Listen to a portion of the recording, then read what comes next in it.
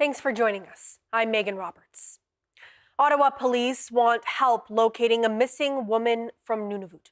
Police are looking for Asina Kamanik. They say she was last in contact with someone on August 28th.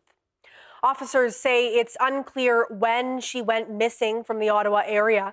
She's been described by police as having a small build with brown eyes and short, dark hair. Poor conditions on the Dempster Highway have caused some people to stop traveling.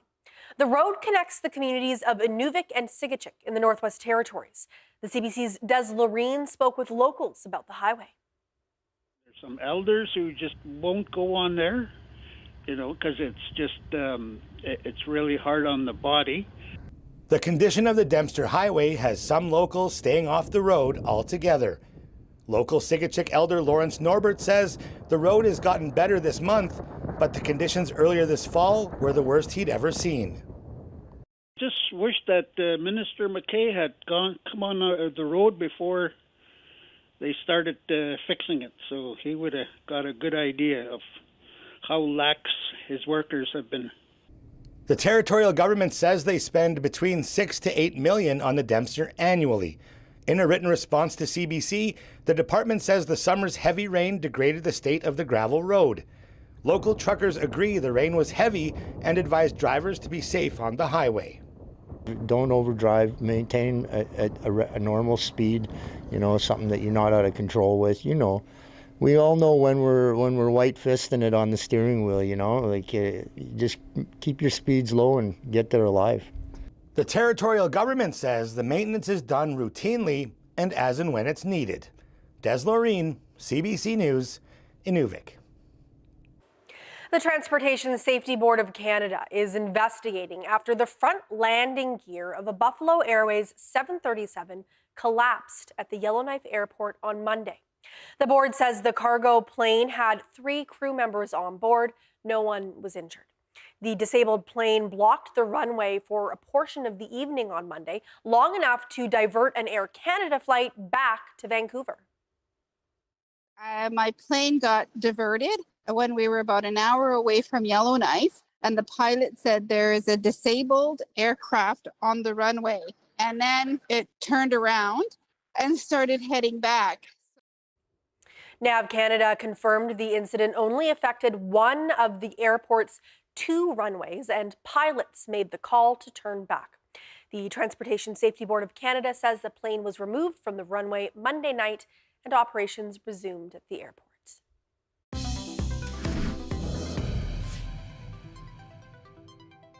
Election Day in Nunavut is on Monday, and across the territory, one issue stands out: the high cost of food. Many communities are struggling even more recently after changes to the Inuit Child First initiative. Carl Cardinal reports.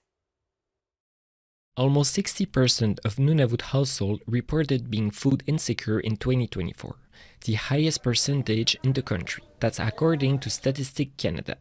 Kinit Mami Malik lives in Joe Haven. He says daily essentials are getting harder to afford. They're getting pretty expensive now, so I would like to see that change. Our lives could be a little bit easier and maybe everyone could have a happier life. The same story can be heard across Nunavut. In Telojurak, Fabienne Konkelik says some families are going hungry. A lot of people struggle. A lot of people go hungry and they ask for food, like online or on the radio. And in Igloolik, the end of the Food Vouchers program under the Inuit Child First initiative has left a void. Caroline Taparjuk is the former ICFI program coordinator for the hamlet. She says the end of the Food Voucher program hit families hard. Families are skipping meals so their kids could eat, and family services has been helping more families access formulas and diapers, which is very important. But for the next leader, I would want the food voucher program to come back, or at least have other options like food hampers or food banks in each community. In Rankin Inlet, Anya Lulak Friesen volunteers at the Ikurak Food Bank. She says demand for help keeps growing. especially on items that were covered under ICFI. As a volunteer at food bank, I have been getting more requests for formula, for diapers, for even milk. Hengnaluak encouraged communities to take the matter in their own hand. She says the Food Bank Canada website is a great resource for those starting a food bank. As Nunavut heads to the polls, the message is clear. Voices are calling for lasting solutions. Carl Cardinal, CBC News, Iqaluit. Over to the campaign trail in the Yukon now. People living south of Whitehorse say they want an MLA who will champion community growth. 4 candidates are vying to be that champion. Gabrielle Plonka dropped by a meet and greet in the riding.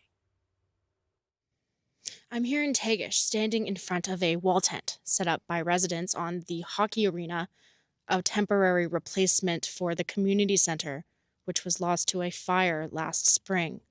Residents here say that is their number one wish from the next MLA of Southern Lakes, a new community center to replace it so that they have somewhere to gather again. It's a very important hub for the community, and it's probably our real only hub that we have here. Local residents say it's one example of the community feeling left behind. The riding of Southern Lakes includes the communities of Tagish, Teslin, and Carcross. Residents say they want to see service improvements, from recreation to internet access to police staffing. I think there's a concern that that we don't get lost in the shuffle, like I said before, and that that support is there. So, with a new government, we want to just make sure we're relevant and at the forefront again. At a recent candidate event in Tagish, all 4 candidates said rural issues deserve focus. Each of them trying to convince voters they're the best person to cast a spotlight on the community. The NDP is strongly supporting decentralizing jobs out of Whitehorse into the communities, in particular healthcare.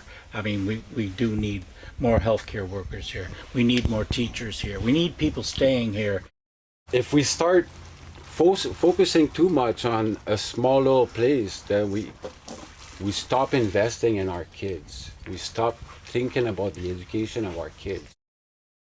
We've lost a lot of good people, a lot of good professionals in the communities over the years, just because it's the growth isn't happening there anymore. The cost of development is getting cut to make room for more development in Whitehorse, and it's really frustrating.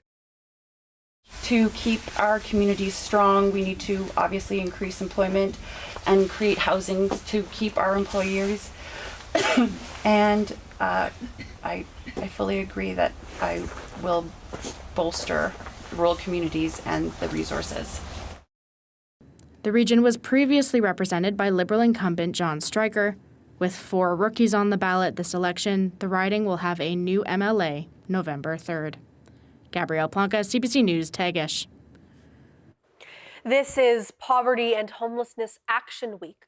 On Monday, the Yukon Anti-Poverty Coalition launched its campaign under the theme, Every Voice Counts. People at the launch who have experienced homelessness were disappointed with the turnout. In the midst of an election campaign, no candidates were present. The CBC's George Moratis has that story. Look at how small this crowd is. That's shamefulness right there. Jack Bogard didn't sugarcoat his feelings. Bogard was speaking at the campaign launch for Poverty and Homelessness Action Week. Only a handful of people were there to hear him, and not one was a politician. Somehow, homeless people fit under some standard. I want to know where the standard line is. Because am I recognized under that standard? Bogard was at the campaign launch as part of the Lived Experience group. He himself was homeless in Whitehorse. Today he's an advocate with the group that was created to bring together Yukoners who have been, or currently are, homeless. I feel very alone. This is not how it should be. And so I do hold shame to that. At the campaign launch, members of the newly formed group spoke candidly about their poverty experience. For 2.5 years, I experienced poverty and homelessness on every plane imaginable in our town. Intimate partner violence, RCMP abuse, injustice, addiction, and criminal charges. As I sat on the ground with a fractured ankle, in cuffs, and being smacked in the head by a male RCMP officer. All I could think of was really, not again. Yeah, it's really sad that that a lot of our leaders are not here. It just kind of reflects to the fact that we have been doing this. This is the 20th year, and we are still celebrating Poverty and Homelessness Action Week because it still exists. Clark says more than 500 people were invited to the launch. It goes to our big list. It is a busy time. We also know that there is a lot going on with the election. The Anti-Poverty Coalition says the latest numbers show that right now 164 people in Whitehorse are homeless. That number could be higher. An updated count is taking place this week. George Moratis, CBC News, Whitehorse. People living and working around Yellowknife's Old Town recently have most certainly heard it. A loud, rhythmic clanging coming from the lift station construction project. The city says replacing the lift station is essential maintenance to wastewater and sewage infrastructure. Though some neighbors understand the noise as part of the process, they say it is still very irritating. Sydney Cohen has more.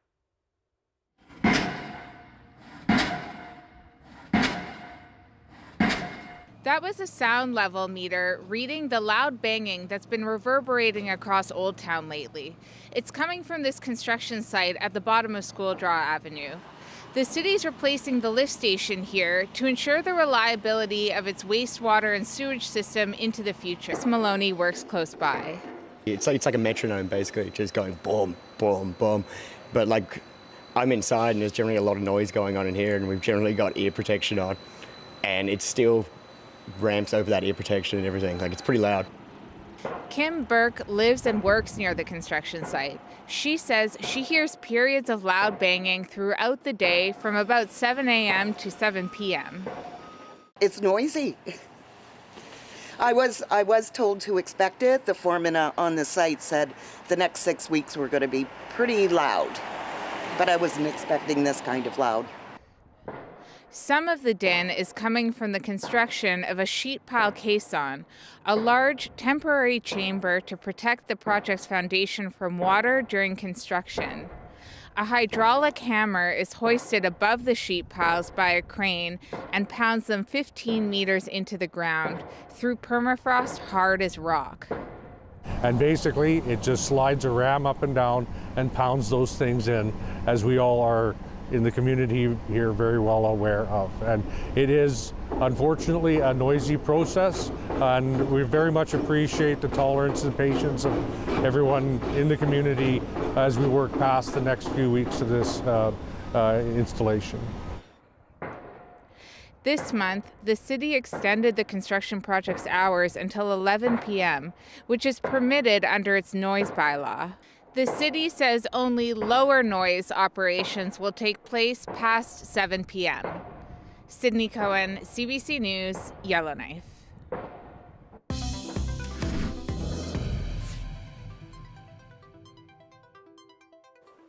A piece of Northwest Territories aviation history is back flying the northern skies.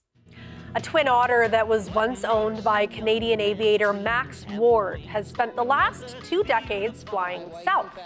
Now, Air Tindy has brought it back north and added it to their fleet.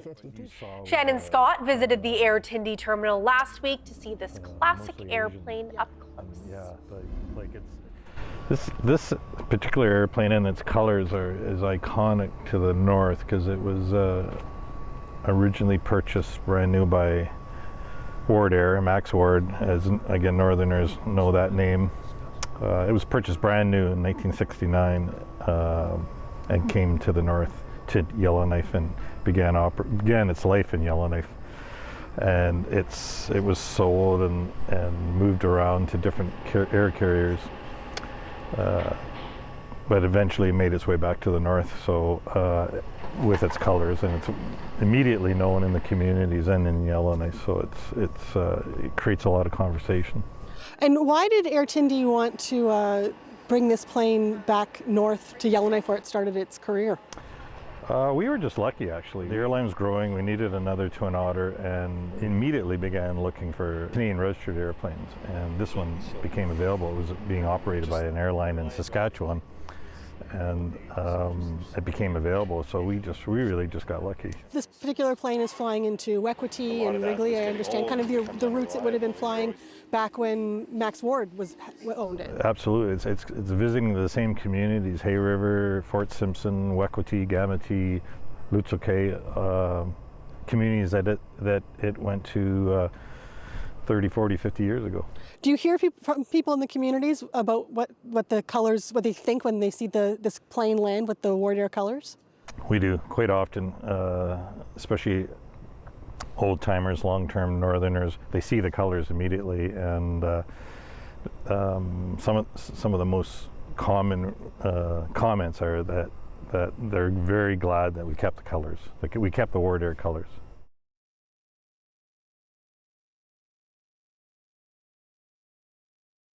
I think it's just special that this is an airplane that began its life in the north, and its heritage and its history is in the north, and for us to bring it back and operate it is special. I mean, we look at airplanes as they're equipment, but they're also special. They bring smile to people's faces when they see it. Now you said this was first brought up new in 1969, so it's in its 50s now. Yes. How do you keep a plane going for over 50 years? Constant maintenance and constant rebuilding. This airplane's probably been rebuilt at least 3 times. Air Tindi acquired it about a year and a half ago in the spring of 2024, and we immediately sent it to the maintenance overhaul shop, and it's got all new avionics in the front of it, and everything is airplanes are constantly upgraded. They never ever stay the same. What really keeps an airplane like this going is that there's really has not been a new airplane built that replaces a Twin Otter. There's a saying in aviation that the only thing that replaces a Twin Otter is another Twin Otter, and until they design a brand new one. I mean, they're building a version of this airplane today. It's still called a Twin Otter. It's an upgraded in a lot of ways, but it's incorporated a lot of the things that we've put in this airplane, and it's still a Twin Otter. How long do you expect this plane to be a working part of your fleet? Until they design a brand new Twin Otter, we'll keep operating them. What makes a young man's dreams have wings when others... That was the CBC's Shannon Scott interviewing Air Tindi manager Bob Snur.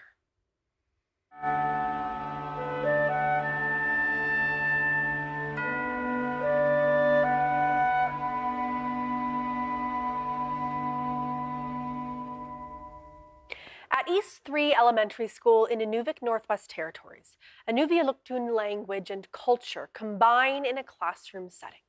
Kids from junior kindergarten to grade 6 learn Inuvialuktun, and they learn it in a way that directly applies to their lives.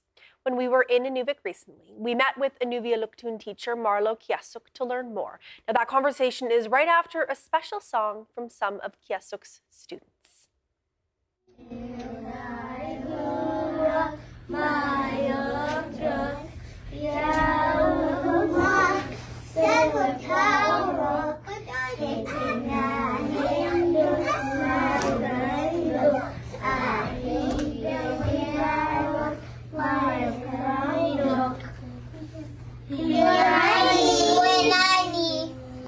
Uvlumi uvanga atiga alakachalak. Danik donatinga Marlo Kiasuk. Marlo, tell me where we are and what it is that you do here. We are at the East 3 Elementary School. I teach Inuvialuktun junior kindergarten to grade 6. And how long have you been teaching Inuvialuktun? Inuvialuktun teacher Ilahari Runga, 4th year this year. That's incredible. Okay, so you teach younger kids. What kinds of things do you teach them, and how do you find they respond to learning the language? Well, we start off our day with introducing the day, which is our whiteboard. We do different units coincided with the season of our area in Inuvik. We also do colors, numbers, and sentences in every unit. Can you tell me about some of the sentences that the kids are learning and just, say them for us? Bukok Dunga, I am picking berries. So they're out picking berries and all the land medicines right now. So that's what we're doing now. So it's all tied to, like you said, the seasons and some of those practical things where kids are going out and doing things. So then they can think, oh, I just learned this phrase for picking berries. And now they can kind of keep it in their heads. Yes, that's right. And I also ask them to use it in the community. So if they see me at the complex or Ingamo Hall, to use their language, and they all do. And that's how they respond to me. How do the kids respond to learning the language? And when they're seeing you out in public as well and speaking Inuvialuktun to you, are they proud? Are they happy? Like what's their sense of using language and getting to keep using it? They get very excited that when they see me out in public in the community, they get happy and they jump and say, Miss Marlowe's coming this way. So they automatically know to use Kanugitbit, how are you? And answer that way. What's your favorite part about teaching and specifically teaching the language? My favorite part is just being with them and being there for them to reclaim our language, which is dying off, which is the Inuvialuktun Umagamutun language. So I'm having fun learning it with them. Yeah, tell me about your own journey with the language and how you came to be a teacher in Inuvialuktun. Before my time here, I was with the Aboriginal Head Start program teaching the preschool in Inuvialuktun. So that's where I started picking it up 5-6 years ago. So I taught there, and I see the ones coming in now. They still remember what I taught 4 or 5 years ago. So they're really retaining it. That must be really special for you to see, especially knowing that, the language needs as many people speaking it as possible. Oh, yeah, for sure. It's quite exciting because I could still picture the little ones in preschool, and they come to me today and they still have that instant response with Inuvialuktun. What's your hope for Inuvialuktun in schools in Inuvik and beyond? Any communities that speak this? What's your hope for the broader future? My hope is to have this classroom as straight Umagamutun language, like no English, no just straight Inuvialuktun, right from the minute they walk in to the minute they go out the door, and then use it in the community. So like an immersion program. Yes, immersion is what I'm looking forward to. Is there anything else you wanted to tell us, Marlo? Kuyanaini, everybody, for your help in my journey here. Thank you so much. Kuyanaini. Now, we do have another video of the kids at East 3 Elementary School. We will see the grade 5 students perform a traditional dance at the end of the show. 6 Nunavut-based graduates from the Memorial University of Newfoundland crossed the stage in St. John's last week. But unlike other students, they had to raise nearly $10,000 to attend the graduation ceremony. The students completed the Bachelor of Social Work program virtually. It's part of a partnership between Nunavut Arctic College and Memorial University. Students in the Nunavut cohort usually hold a graduation ceremony at the Nunavut Arctic College campus, but this year's class was determined to take part in Memorial's ceremony. They spent 3 months doing odd jobs, from washing dishes at local events to selling coffee and baked goods, all to raise enough money to cover the cost of plane tickets. And one of the grads says the hard work was worth it. I feel like this was one in a lifetime experience. I feel like it was some kind of universal alignment because it was Memorial's 100-year centennial. We were the first graduating class of all females Inuit women to attend. Now back in Cambridge Bay, Aigatok says she's putting her degree to use, working at both the Kitimniut Inuit Association and as the program coordinator for Cambridge Bay's new youth drop-in center. Her fellow graduate, Julia Angu, is also applying the skills she learned through the program back home in Nunavut. Angu says she grew up in Rankin Inlet and saw the impact food insecurity and intergenerational trauma could have on children in the community. It kind of drove me to advocate for them and those that are going to be the future leaders of Nunavut. Angu is now a community social service worker with the Nunavut Department of Family Services.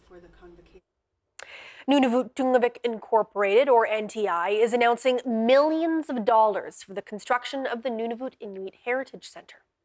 NTI says $5 million in funding will go towards the project. The center is meant to house Inuit cultural belongings. NTI says the center will be a place of learning, where Inuit will have direct access to their history. It's also meant to make sure that Inuit cultural belongings stored outside of the territory are brought back to Nunavut. NTI says the funding comes from the final installment of a settlement agreement fund with the Government of Canada. The construction of the center is expected to begin in 2027, and the center is expected to open near Iqaluit in 2030. After negotiations with the Vatican, some Indigenous cultural objects are set to be returned to their communities. Among the objects is a nearly 100-year-old kayak. The kayak has spent decades locked away in the vaults of the Vatican Museum. Sources tell CBC that the Vatican and Canadian Catholic Church are making good progress toward an agreement to return the objects before the end of the year. Now let's take a look at your weather.